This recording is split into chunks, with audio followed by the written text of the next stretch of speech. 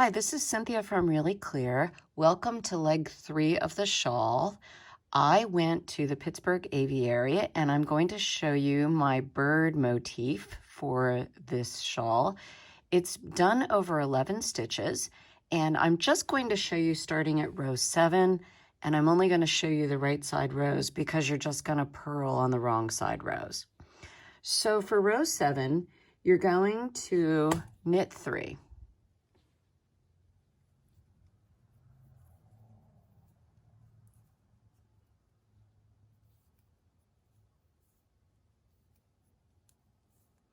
If you look at the chart, there is a left slanting decrease, which is a slip knit. And this is how I do it. There's lots of ways to do it, but I like to slip one knitwise, slip one purlwise, and then go in, kind of pretend you're purling from the wrong side, knit those 2 stitches together. There's a bit of an angle here to pull the yarn through, but it's easy to do. And so now you've done a slip knit. The next thing is to do a yarn over, and a yarn over is simply bringing the yarn forward between the needles. That is all there is to it. The first time I ever did it, I thought that it meant to bring the yarn forward and then knit one, which is what we're about to do. But the yarn over is merely bringing the yarn forward. When you do that, it's going to create an extra stitch when you knit the next stitch and a hole, and that's what we're looking for. And then there is a second yarn over after that knit one. And now we're going to knit 2 together. And I'm sure you've done that before. So there you go. And then we'll finish out with the knit 3. For row 9, we're going to knit 5. And then we're going to place a bead.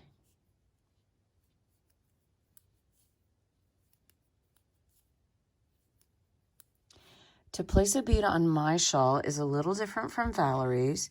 What I have you do is use a crochet hook. You can also use her dental floss threader. It works perfectly fine, whatever works for you.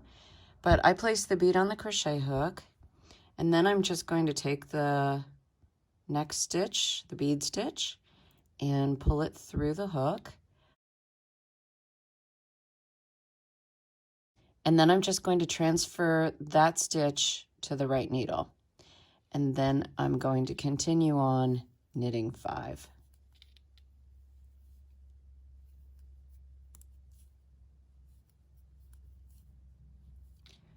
Notice that I did not knit the bead on this row. I'll do it as I purl back.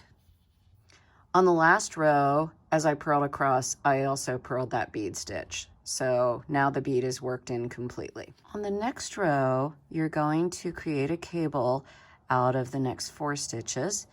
And to do that, you're going to need a cable needle. I'm going to move my needle up here because I'm right at the edge, so it's a little dangly and hard, but you don't need to do that. So you're going to take 2 stitches using a cable needle. I've been known to use lots of different things, double pointed needles, tapestry needles, whatever is laying around. So we want to pull the stitches to the left, and therefore you can see that the cable needle is front of the work to do that. So you're going to keep the cable needle in the front, and I just kind of hold on to it with my left hand. And then knit 2 stitches from the main needle. Then pull up the cable needle.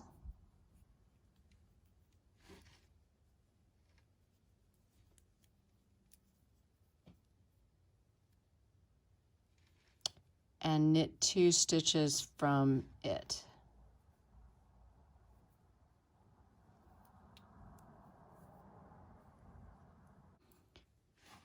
Now, the next thing you're going to do is another yarn over. So you're going to do a yarn over. And I added these into the pattern because cables tend to pull things in, and I wanted to keep it a little bit more open here. So you're going to yarn over, knit 1 right over the bead, yarn over again, and then do your next cable.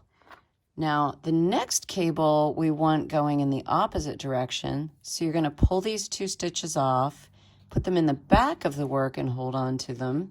Keep the yarn over in the front. Don't Don't autopilot move your yarn back here. You want to keep it front and knit 2. And then knit 2 from your cable needle.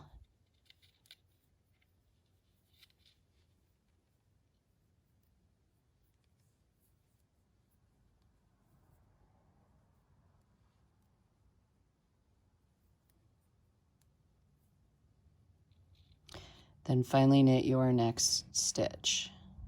So now you have 13 stitches on your needle, and you're going to, just like before, purl back. But when you do this, I am going to show you this row, you're going to drop those yarn overs because their only job was to open up the space a little bit. So we don't really need them. So you're going to purl back. You'll see the yarn over, obviously, when you get to it.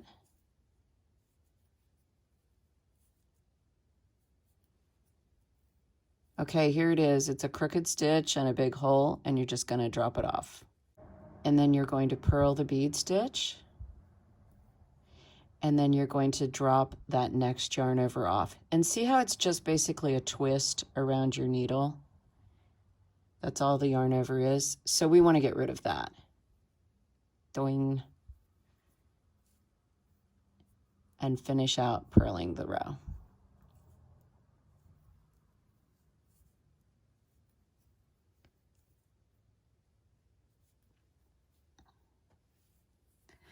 And that tells you every skill you need to know to make my lace pattern on this shawl. Enjoy making it.